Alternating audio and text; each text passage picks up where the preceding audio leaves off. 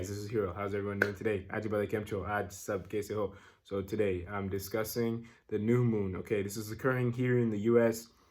February 19th night, or depending on how late you stay up, February 20th morning, very early morning. Okay, the reason why this is significant is because this new moon happens in the sign of Aquarius. Okay, but that's not it. Okay, it's also with Saturn and it's being aspected by Ketu. Okay, now, but why is this important?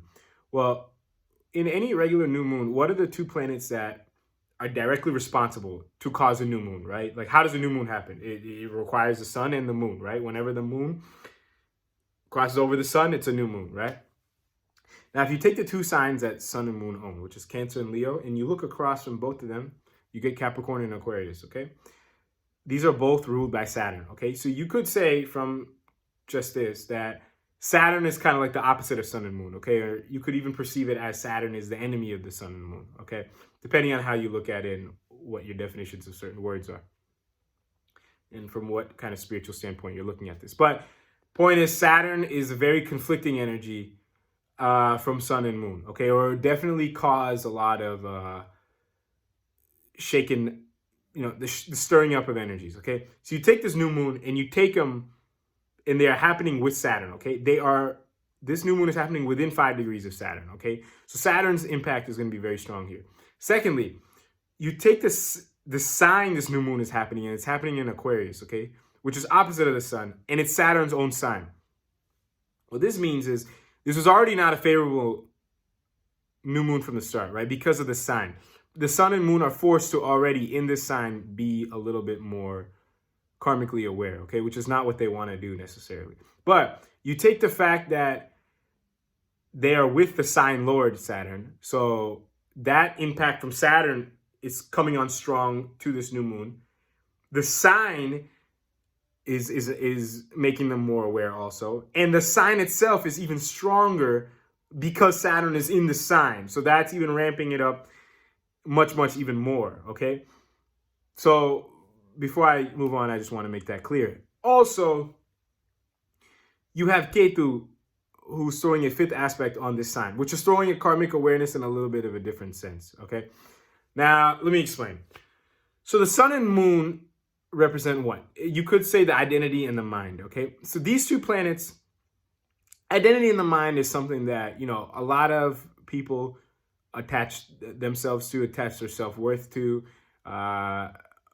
They basically are under, most people are under the illusion that, whatever my mind thinks or whatever my, identity kind of clings on to, that's who I am, right?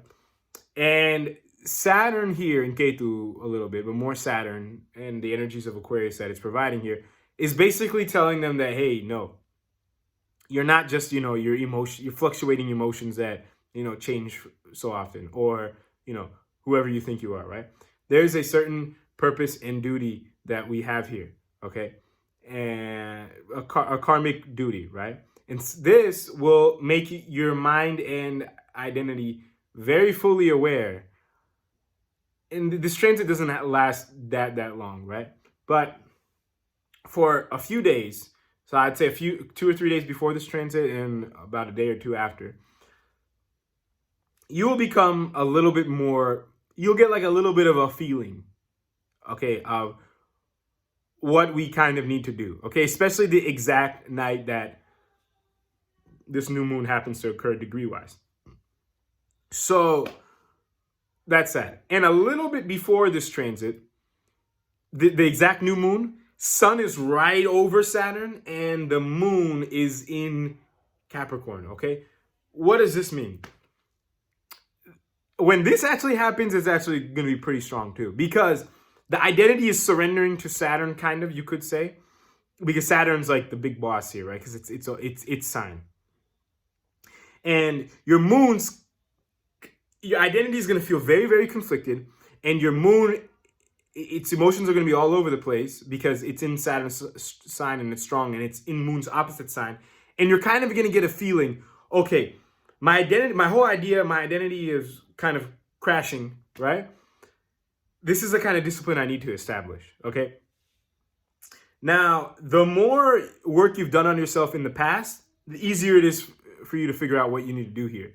But this is why I kind of make these videos, to kind of increase the level of effectiveness over time, assuming that you're elevating yourself spiritually over time, okay? But, so in theory, that would happen. Now, if that did not happen, like you haven't really been doing anything or whatever, then this could just feel like another transit where your emotions are overwhelming you and etc. Okay, but ideally you could still, even if that is the case, you could still work through it and kind of dig through the dirty mess in your mind and kind of hopefully pick apart what you need to, because of some other really, really strong transits, such as Venus and Jupiter both conjunct in Pisces, and Saturn's third aspect onto Rahu and Aries, okay?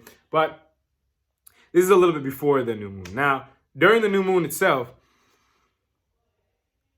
basically, Sun moves a little bit away from Saturn, okay? So it's kind of getting it's able to breathe a little bit, but your moon is getting hammered, okay? Your moon is passing right over Saturn, and it's getting closer and closer to combust to the sun, okay? So this is where your mind internally is like, okay, before when it was Capricorn, it was like, okay, my identity was kind of crashing. And because of that, you know, we feel like very vulnerable. So this is kind of the things we need to do internally. Now, nothing's actually going to happen in these 3 days, right? Because it's just 3 days. But I would hopefully hope that you take these lessons and let it sink in your mind so you can be stronger after this, okay? But hopefully when the actual new moon occurs, you can say, okay, my moon is passing right over Saturn. It's getting really hot for the closer to the sun. So, okay, this is kind of the long-term vision of, you know, whatever I need to do in the near future, okay? Not internally, more externally, okay? And a lot of people, you know, they're always looking for their purpose and things like that, okay?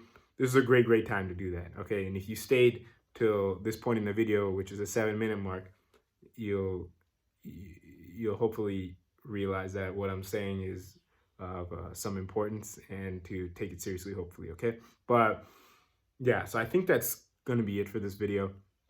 If you have any questions or comments, as usual, you can let me know. And until next time, I'll talk to everyone later. Thank you guys so much for watching.